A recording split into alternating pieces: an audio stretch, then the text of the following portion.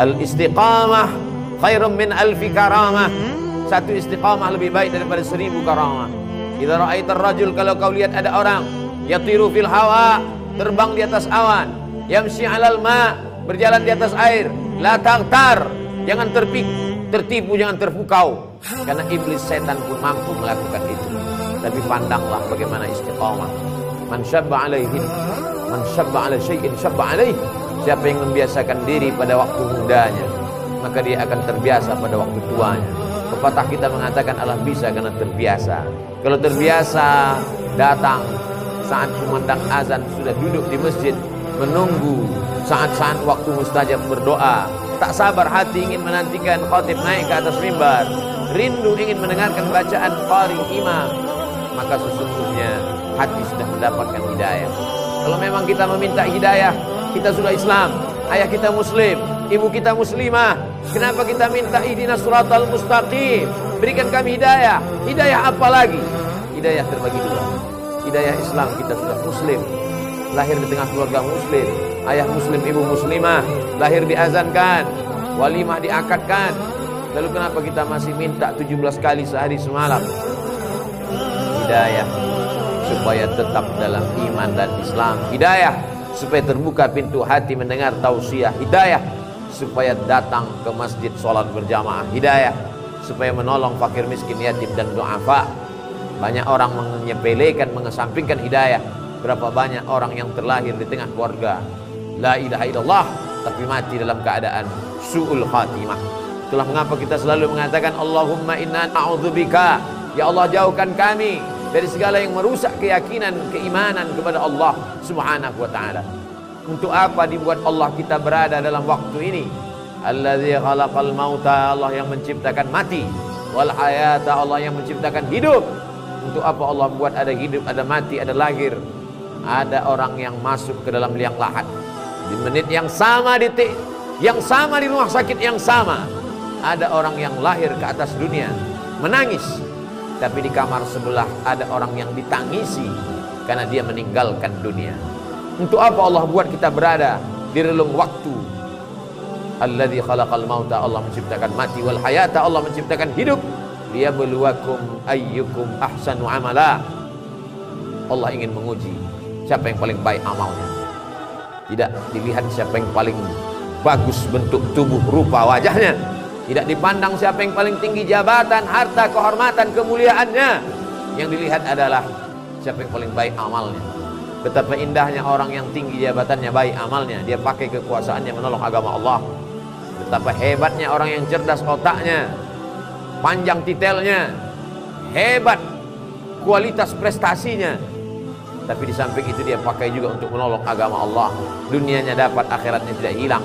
Sesuai dengan doa yang diajarkan kepada kita, Rabbana atina fid dunya hasanah wa fil akhirati hasanah wa qina adzabannar. Dunianya baik, akhiratnya baik, dan tidak tersentuh api neraka. Untuk apa Allah buat kita hidup di tahun 1443 Hijrah, lalu dibuatnya kita menyeberang relung waktu masuk ke 1444 Hijrah.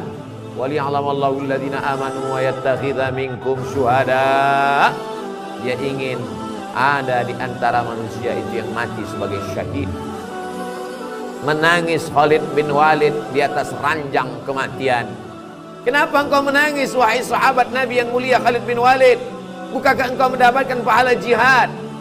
Tidak ada satu jengkal pun tubuh Khalid bin Walid yang kosong dari bekas tebasan pedang, tombak, anak panah, panasnya baju besi. Yang kutangiskan, kenapa aku mati di atas ranjang? Kenapa aku mati di atas tempat tidur? Mengapa aku tidak mati syahid menolong agama Allah? Tapi ada orang-orang yang tidak mati syahid, tapi dia mendapatkan pahala syahid. Man kharaja fi talabil ilmi, siapa yang keluar rumah dengan niat menuntut ilmu, fa huwa fi sabilillah, dia sama seperti orang yang berjihad fi sabilillah hatta yarji'an, sampai dia pulang ke rumahnya. Man jahaza ghazian, siapa yang menyiapkan alat-alat perang, dia tidak ikut menolong Masjid Al-Aqsa di Palestina dari serangan tentara Israel, tapi dia ikut menolong saudara-saudaranya. Andai dia tidak mampu dengan hartanya, dengan kekuasaannya, dengan jabatannya, dia tolong dengan doanya. Man jahaza ghazian faqad ghaza, siapa yang menolong saudaranya, maka dia sudah tercatat sebagai orang yang berjihad fisabilillah. Saudara-saudara yang sudah mendahului kita karena meninggal kena virus, al-mat'unu syahid, orang yang meninggal karena penyakit wabah, mereka juga adalah orang yang mati syahid.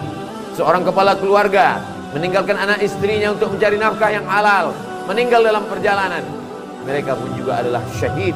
Syahid dunia, ada syahid akhirat. Kenapa ingin menjadi syahid? Mengapa mereka berlomba-lomba sampai berkata iskariman, hidup mulia, au mut syahidan, atau mati syahid? Orang beriman kalau mati, matinya mati syahid. Kalau hidup, hidupnya mulia. Kenapa mereka ingin menjadi syahid? Karena orang yang syahid itu tidak merasakan sakratul maut illa kal qas, hanya seperti cubitan pada kulit. Begitulah indahnya kematian mereka. Sedangkan kematian yang biasa, ketika orang mati itu berjumpa dengan Nabi Muhammad SAW pada peristiwa Isra Mi'raj, Nabi bertanya, apa yang kalian rasakan? Kami merasakan kematian itu seperti tebasan pedang di tempat yang sama beratus kali. Kami merasakan kematian itu seperti seekor kambing yang dikuliti hidup-hidup. Kami merasakan kematian itu seperti mata kail pancing ditarik dari kulit yang basah sampai kulit, darah, daging terikut darah mata kail pancing. Sakit yang tak dapat diungkapkan dengan kata-kata. Begitulah kematian. Makanya kita berdoa, Allahumma hawwin alaina fi sakaratil maut, ringankan kami waktu sakratul maut. Tapi orang yang mati syahid tersenyum wajahnya, karena kematian itu dia rasakan hanya seperti cubitan pada kulit yang lembut. Mereka tidak terkena azab kubur.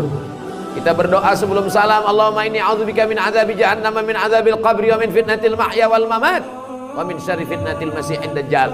Selamatkan kami dari azab kubur.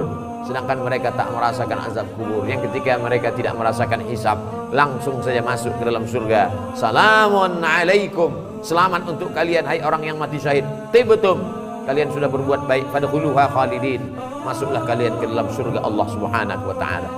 Banyak orang menyia-nyiakan waktunya, dianggap waktu ini gratis, tidak ada pertanyaan. La tus'alunna yauma idzin 'anin na'im. Kamu semua akan ditanya tentang nikmat yang diberikan Allah Subhanahu wa taala. Berapa langkah kaki, berapa hembusan nafas, berapa kedipan mata, berapa bisikan telinga, berapa hayunan tangan, berapa darah yang dicuci oleh buah pinggang, berapa yang disemburkan oleh jantung ke otak. Semua akan diminta tanggung jawab di hadapan Allah Subhanahu wa taala.